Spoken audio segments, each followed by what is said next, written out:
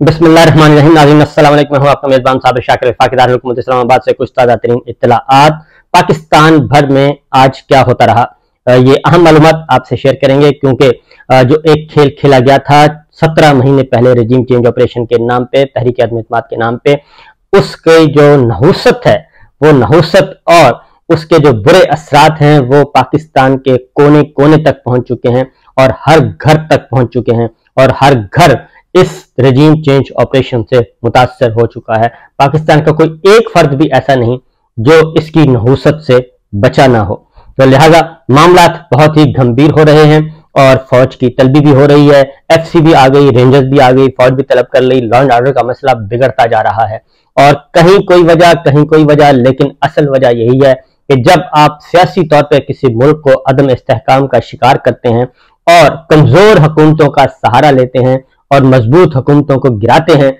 और drawing room में बैठ के एक ऐसे फैसले करते हैं कि जिसका मकसद सिर्फ जाती फायदा, जाती मफाद हो, तो फिर उसका खमियाजा मुल्कों को भुगतना पड़ता है, कौम को भुगतना पड़ता है। और वही कुछ आज हो रहा है। आज इमरान खान साहब से कुछ अहम मुलाकातें हुई हैं, वो भी आपके साथ शेयर करूंगा। कुछ वकला की मुलाकातें हैं, लेकिन एक मुलाकात पहली दफा हुई है लाहौर से। अहम शख्सियत, मेरे नजदीक वो इंतहाई अहम शख्सियत हैं और वो गैर सियासी हैं, उनकी मुलाकात हुई है, वो भी आपके सामने रखेंगे कुछ चीजें कि उसमें क्या हुआ होगा।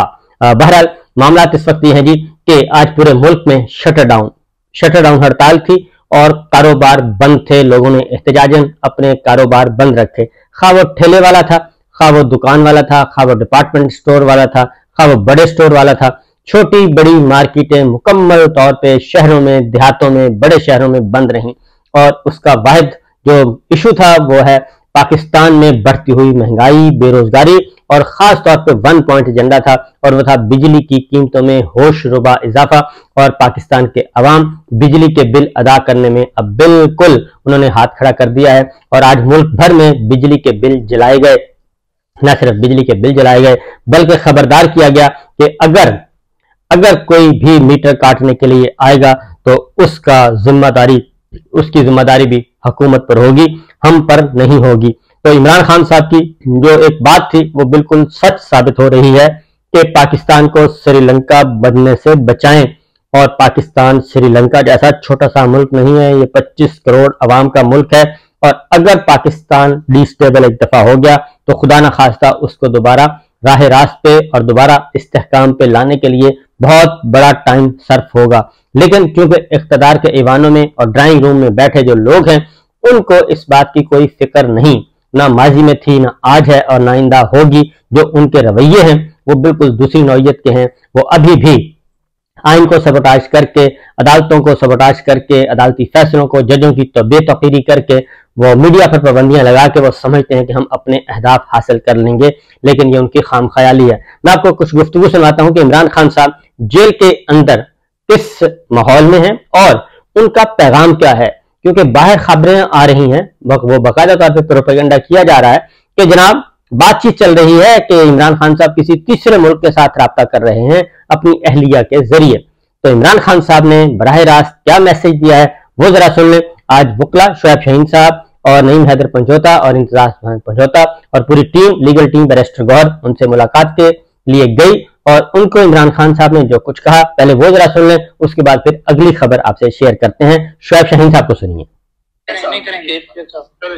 बिस्मिल्लाहिर्रहमानिर्रहीम।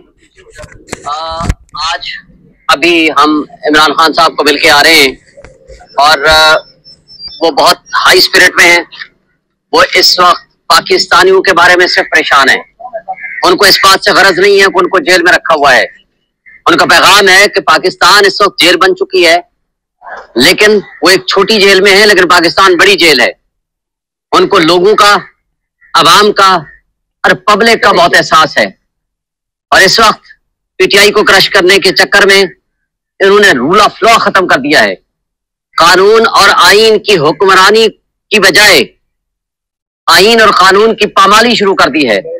चादर चार दीवारी की पामाली हो रही है और इसमें खान साहब ये कहते हैं कि ये जो अफवाहें चल रही हैं कि जी वो डील कर लेंगे, वो मुल्क छोड़ के भाग जाएंगे, ये बिल्कुल नहीं है। उनके ऊपर कातलाना हमले हुए उनको जेल में पाबंद सलासल किया गया गलत मुकदमात में।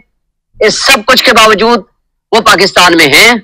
पाकिस्तान में जीना और मरना है उनका। पाकिस्तान उनका मुल्क है और बाहर वो भाग के जाते हैं जिन्होंने चोरी की होती है।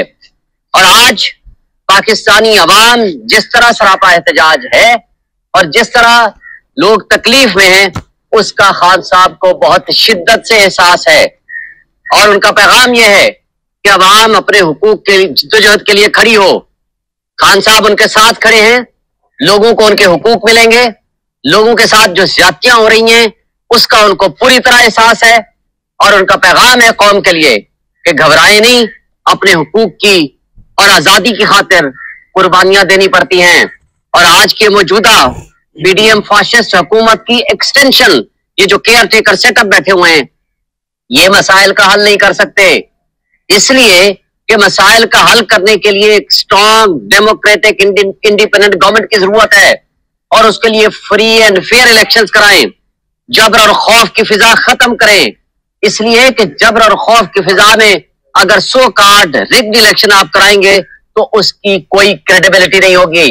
मुल्क को तबाही के दहाने पे जिस तरह पहुंचा दिया गया है, उससे वापसी सिर्फ और सिर्फ एक स्ट्रॉन्ग इंडिपेंडेंट गवर्नमेंट ही कर सकती है। और आप देखें आज जो डॉलर के रेट इतने बढ़ रहे हैं, आज जो महंगाई इतनी हो चुकी है, डॉलर के रेट बढ़ने से वो पीडीएम की, पीपल्स पार्टी की फाशिस्ट जमातों को जाती फायदा है। वो किस लिए कि उनकी जायदादें बाहर हैं, उनका कारोबार बाहर है। ये जो एक पिछले 16 महीनों में तकरीबन 150-200 रुपए से डॉलर की कीमत में इजाफा हुआ है, रुपए की अगर कमी हुई है, तो उनको तो डायरेक्ट फायदा है क्योंकि उनके पैसे तो बाहर पड़े हुए हैं। उनको तो पाकिस्तान में है ही नहीं कोई इंटरेस्ट। जब जिनका बिजनेस बाहर हो, जिनका कारोबार बाहर हो, जिनकी प्रॉपर्टीज बाहर हो, उनको तो फायदा ही फायदा होना है। और फिर इस सब कुछ के साथ आज इन मसाइल का हल फ्री एंड फेयर इलेक्शन है।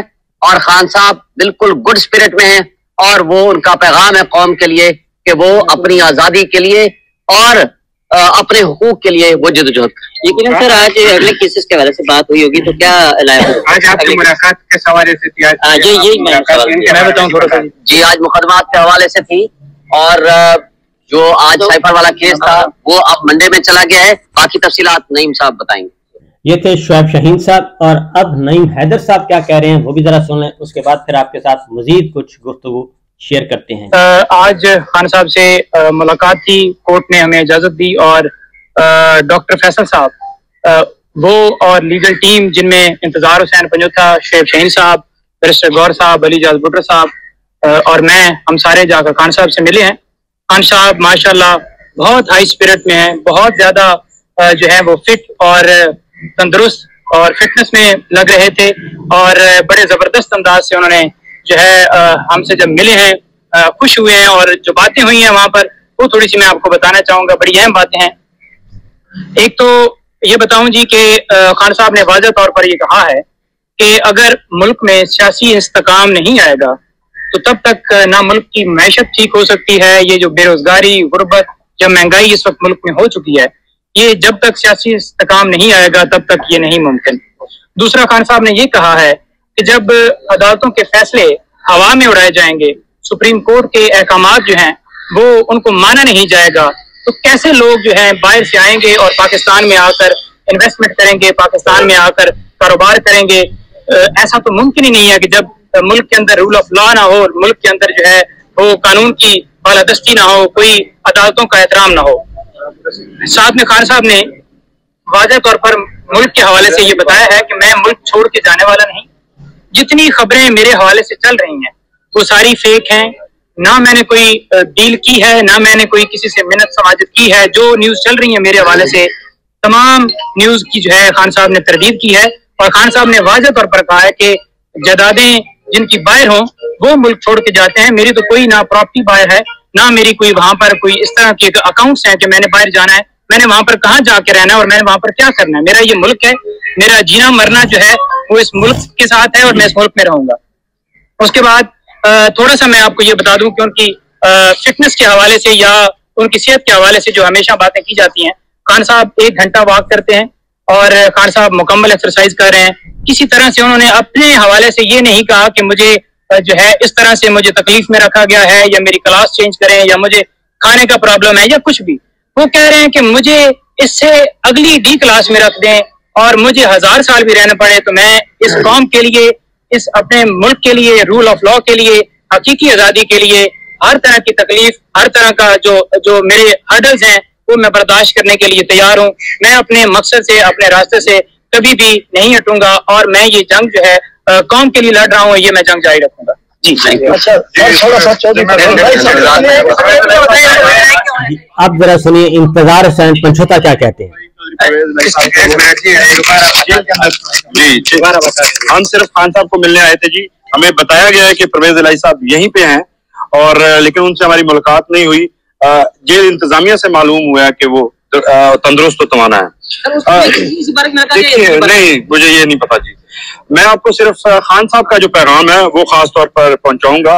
खान साहब ने ये कहा है कि 16 महीने जिन लोगों ने इस मुल्क पर हुकूमत की, उन्होंने सिर्फ अपने फायदे के लिए अपने एसेट्स जो बैरून मुल्क थे उनको बढ़ाने के लिए यहाँ पर जो तजर्बेबाजी की है, उस तजर्बेबाजी का नुकसान इस कौम को आज $350 रुपए डॉलर के रेट की सूरत में भुगतना पड़ रहा है, और 140 से 150 रुपए डॉलर जो ये बढ़ा है इस पूरी ड्यूरेशन के दौरान, ये उनके अपने एसेट्स बढ़े हैं, ये उनका जाती फायदा हुआ है।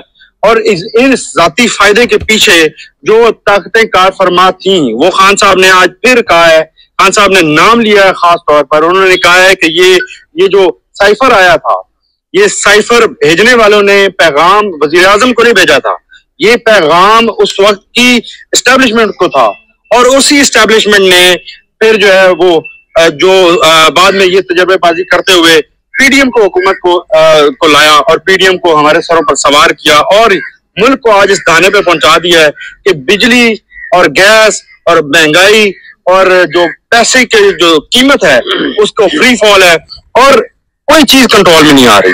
खान साहब ने ये कहा है कि इन तमाम मसाइल का जो हल है वो इलेक्शंस हैं। अगर इलेक्शंस नहीं होते तो ये मसाइल बढ़ते जाएंगे। ऐसा इलेक्शन चाहते हैं जिसमें तमाम पॉलिटिकल पार्टीज को पूरी अपॉर्चुनिटी मिले और साफ और शफाफ इलेक्शन हो। सबसे बुनियादी बात यह है कि हमारे मुल्क के मसाइल का हल हमने खुद तलाश करना है। अगर हम आज भी मिलकर नहीं बैठेंगे और इसी जिद और अना और एक पार्टी की जो सजा देने के पीछे पड़े हुए हैं और उनको खत्म करने के दर पे हैं, अगर ये मामला इसी तरह जारी रहा तो ये मुल्क के लिए नुकसानदेह है।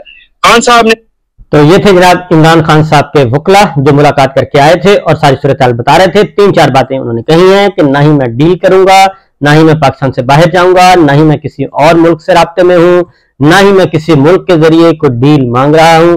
मैं जेल में 1000 साल तक मुझे रखना पड़े, यानी कि मैं जेल में मर जाऊंगा, लेकिन कंप्रोमाइज नहीं करूंगा, अपने असूलों पर समझौता नहीं करूंगा। पाकिस्तान के अवाम के लिए उन्होंने कहा है कि कुर्बानी देनी पड़ेगी। मैं आपकी खातिर कुर्बानी दे रहा हूं और आइंदा भी देता रहूंगा। अब आपकी जिम्मेदारी है कि आप भी निकले और अपने हकूक के लिए लड़ें। और दूसरा ये कि साइफर का मामला उन्होंने वाज़ेह तौर पे जनरल कमर जावेद बाजवा और उनकी टीम पे सारी की सारी बातें बता दी हैं कि जनाब उस वक्त की एस्टेब्लिशमेंट को ये सब कुछ पैगाम दिया जा रहा था। लिहाजा यह सिचुएशन और जो ये समझ रहे हैं कि पाकिस्तान के अवाम को बेवकूफ बना लिया जाएगा, मेरा ख्याल है कि वो बेवकूफ नहीं बनाया जाएगा।